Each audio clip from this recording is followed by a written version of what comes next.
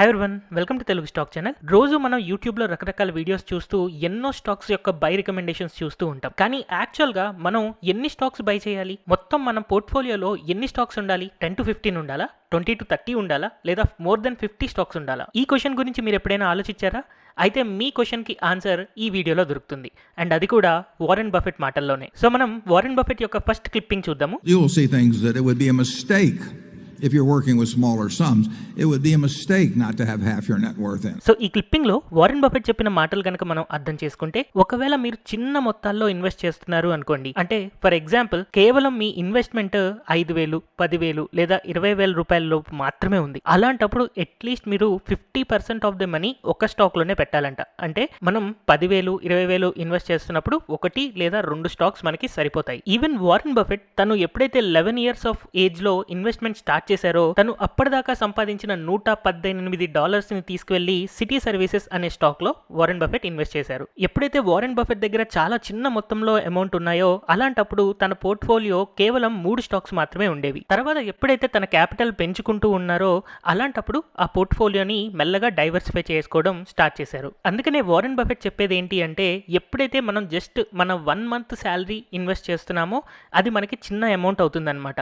So అలాంటి చిన్న amount ని ఎప్పుడైనా కూడా 1 లేదా 2 స్టాక్స్ లోనే మనం ఇన్వెస్ట్ చేసుకోవాలి. Warren Buffett at the age of 11 తను ఇన్వెస్ట్మెంట్ స్టార్ట్ చేసి తన కెరీర్ లో స్టార్టింగ్ లో 3 స్టాక్స్ లో ఇన్వెస్ట్ చేసిన, ఎప్పుడైతే తను కొలంబియా బిజినెస్ స్కూల్లో మేనేజ్మెంట్ గురించి చదువుకోవడానికి జాయిన్ అయ్యారో, అప్పుడు తన గురువైన బెంజమిన్ గ్రహం యొక్క పోర్ట్ఫోలియో అబ్జర్వ్ చేస్తే తన దగ్గర 100 స్టాక్స్ ఉన్నాయి. కానీ వారెన్ బఫెట్ మాత్రం తన 19 years ఆఫ్ ఏజ్ లో కేవలం 7 స్టాక్స్ ని మాత్రమే హోల్డ్ చేసుకున్నారు. సో తన 11 years ఆఫ్ ఏజ్ లో ఒక్క స్టాక్ తో ఇన్వెస్ట్మెంట్ స్టార్ట్ చేసిన తను మెల్లిగా ఆ సైజ్ ని 3కి పెంచి 19 years రీచ్ అయిన తర్వాత 7 స్టాక్స్ గా తన పోర్ట్ఫోలియోని డైవర్సిఫై చేసుకున్నారు. If you know how to analyze businesses and value businesses, it's crazy to own 50 stocks or 40 stocks or 30 stocks probably. So ఈ వీడియో క్లిప్పింగ్ అండ్ అలాగే ఇందాక నేను చెప్పిన ఎక్స్ప్లెనేషన్ కనుక మీకు అర్థమైతే, ఎప్పుడైతే Warren Buffett 19 years of age లో బెంజమిన్ గ్రహం యొక్క స్టూడెంట్ గా జాయిన్ అయ్యారో, ఈవెన్ దో బెంజమిన్ గ్రహం యొక్క పోర్ట్ఫోలియోలో 100 స్టాక్స్ ఉన్నా కూడా వారెన్ బఫెట్ కేవలం 7 మాత్రమే సెలెక్ట్ చేసుకున్నారు అని చెప్పాను కదా. అండ్ ఇప్పుడు మీరు చూసిన క్లిప్పింగ్ లో వారెన్ బఫెట్ ఏం చెప్తున్నారు,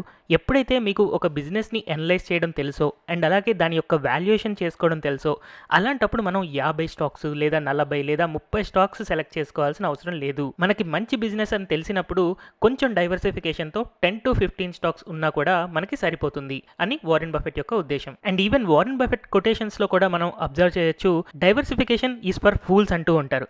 అండ్ అలాగే పీటర్ లించ్ కూడా డైవర్సిఫికేషన్ ని డైవర్సిఫికేషన్ అంటారు. అంటే డైవర్స్ చేయడం ద్వారా సిచ్యువేషన్ అనేది వర్స్ అవుతుంది అని చెప్తూ ఉంటారు. అందుకని మన పోర్ట్ఫోలియోని ఓవర్ డైవర్సిఫై చేసుకోవాల్సిన అవసరం లేదు. అంటే మోర్ దెన్ 30 స్టాక్స్ కనుక మీ పోర్ట్ఫోలియోలో ఉంటే, అలాంటప్పుడు దాన్ని మీరు ఓవర్ డైవర్సిఫికేషన్ అనుకోవచ్చు.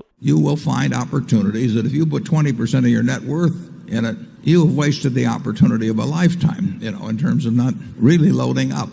సో ఈ క్లిప్పింగ్ లో కనుక మీరు అబ్జర్వ్ చేస్తే, ఏదైనా చాలా మంచి కంపెనీ లేదా ఒక స్టాక్ బాగా పెరుగుతుంది అని చెప్పి మనం ఎక్స్పెక్ట్ చేస్తూ ఉన్నాం. అట్ ది సేమ్ టైం అది మంచి వాల్యుయేషన్ కి దొరికింది. అలాంటప్పుడు మన పోర్ట్ఫోలియోలో అట్లీస్ట్ 20% వెయిటేజ్ ఆ పర్టికులర్ స్టాక్ ఇవ్వాలి అంటున్నారు. అంటే మంచి స్టాక్స్ మంచి వాల్యుయేషన్స్ లో దొరికినప్పుడు చాలా పెద్ద మొత్తంలో బై చేసుకోవాలి అని వారెన్ బఫెట్ సజెస్ట్ చేస్తూ ఉన్నారు. Have some super wonderful business and then put money in number 30 or 35 on your list of attractiveness and forego putting more money into number 1 just strikes Charlie and me as madness. So ఈ video clipping కనుక observe చేస్తే Warren Buffett చెప్పేది ఏంటి అంటే, for example మీరు ఒక 25-30 stocks మీరు select చేసుకున్నారు. సెలెక్ట్ చేసుకున్న తర్వాత వాటన్నిటికీ ఈక్వల్ వెయిటేజ్ ఇస్తున్నారా? అలాంటప్పుడు మీరు తప్పు చేస్తున్నట్టే. ఎలా అంటారా? ఒక చిన్న ఎగ్జాంపుల్ చెప్తాను చూడండి. ఫర్ ఎగ్జాంపుల్ మీకు 1 to 10 ఒక 10 స్టాక్స్ ఉన్నాయి. ఈ 10 స్టాక్స్ యొక్క historical returns every year 30% CAGR, 28, 27 ఇలాగా తగ్గుతూ మీరు ఒక ర్యాంకింగ్ ఇచ్చుకున్నారు. సో ఫస్ట్ ర్యాంక్ స్టాక్ కి దాదాపుగా 30% CAGR ఇస్తుంది. అండ్ అలాగే 10th స్టాక్ మనకి కేవలం 8% CAGR ఇస్తుంది. అలాంటప్పుడు మీరు ఫస్ట్ స్టాక్ కి అండ్ అలాగే 8th స్టాక్ కి ఈక్వల్ వెయిటేజ్ ఇచ్చారు అంటే, అలాంటప్పుడు మన రిటర్న్స్ అనేవి చాలా తగ్గిపోతాయి. సో దీన్ని ఇంకొంచెం సింప్లిఫై చేద్దాం. ఫర్ ఎగ్జాంపుల్ మీరు పోర్ట్ఫోలియోకు Bajaj finance every year 30% CAGR ఇస్తూ ఉంటుంది. అండ్ అలాగే ఎస్బీఐ దాదాపుగా 8% సిఏజీఆర్ ఇస్తుంది అనుకుందాం. అలాంటప్పుడు బజాజ్ ఫినాన్స్లో మీరు 10,000 ఇన్వెస్ట్ చేసి ఎస్బీఐలో కూడా 10,000 ఇన్వెస్ట్ చేశారంటే మీ యావరేజ్ రిటర్న్స్ దాదాపుగా 16%కి పడిపోతాయి. అందుకని ఏ స్టాక్స్లో అయితే మీరు ఎక్కువ రిటర్న్స్ వస్తాయి అని ఎక్స్పెక్ట్ చేస్తున్నారో దానికి మీ పోర్ట్ఫోలియోలో ఎక్కువ వెయిటేజ్ ఇవ్వాలి. అండ్ తక్కువ రిటర్న్స్ వస్తాయి బట్ సేఫ్ స్టాక్స్ అనుకున్నప్పుడు దానికి మనం తక్కువ వెయిటేజ్ ఇవ్వాలి. సో సింపుల్గా మన పోర్ట్ఫోలియో సెలెక్ట్ చేసుకోవడమే కాదు, ఏ స్టాక్లో మనకి ఎక్కువ రిటర్న్స్ వస్తాయో దానికి ఎక్కువ వెయిటేజ్ ఇవ్వడం కూడా అంతే ఇంపార్టెంట్. అయితే మీరు ఇంకా పోర్ట్ఫోలియో ఎలా డైవర్సిఫై చేసుకోవాలి లేదా మోర్ నెంబర్ ఆఫ్ స్టాక్స్లో ఏ స్టాక్ ఉంచుకోవాలి ఏ స్టాక్ ఉంచుకోలేను అని చెప్పి కన్ఫ్యూజ్ అవుతూ ఏ బిజినెస్ మనకు గ్రో అవుతుందో తెలియకపోతే అలాంటప్పుడు index funds are the best. చాలాసార్లు వారెన్ బఫెట్ చెప్పేది ఏంటి అంటే వారెన్ బఫెట్ యొక్క పోర్ట్ఫోలియో అండ్ S&P 500 రెండు కూడా చాలా వరకు సిమిలర్ రిటర్న్స్ ఇస్తాయి అని చెప్పి వారెన్ బఫెట్ చెప్తూ ఉంటారు. సిమిలర్గా మనం నిఫ్టీ 50 కానీ నిఫ్టీ నెక్స్ట్ 50 ఇండెక్స్ ఫండ్స్లో ఇన్వెస్ట్ చేసినా కూడా మనకి యూజువల్గా మార్కెట్ ఇచ్చే రిటర్న్స్ చాలా మంచిగా ఉండడం వల్ల ఇన్వెస్ట్మెంట్లు మనం సక్సెస్ఫుల్గా ఉండగలుగుతాం. But anyhow you are a risk taker, మీరు ఎక్కువ ఎర్న్ చేయాలి మార్కెట్ కంటే అని అనుకున్నప్పుడు ఒకవేళ మీరు చిన్న ఇన్వెస్టర్ అని అనుకుంటే కేవలం 5 to 15 స్టాక్స్లో ఇన్వెస్ట్ చేసుకోవడం మంచిది. బట్ ఒకవేళ మీరు ఒక బిగ్ ఇన్వెస్టర్ అయితే అలాంటప్పుడు మీకు 20 to 30 స్టాక్స్ ఉండాలి.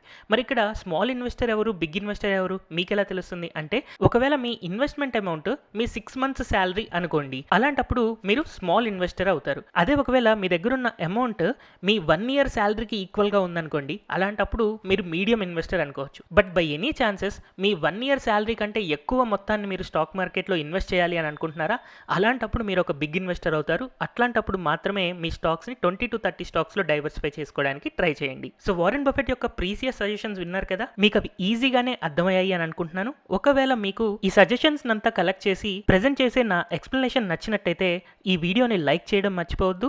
అండ్ అలాగే తెలుగు స్టాక్ ఛానల్ని సబ్స్క్రైబ్ చేసుకోవడం మర్చిపోవద్దు. Thank you everyone for watching this video.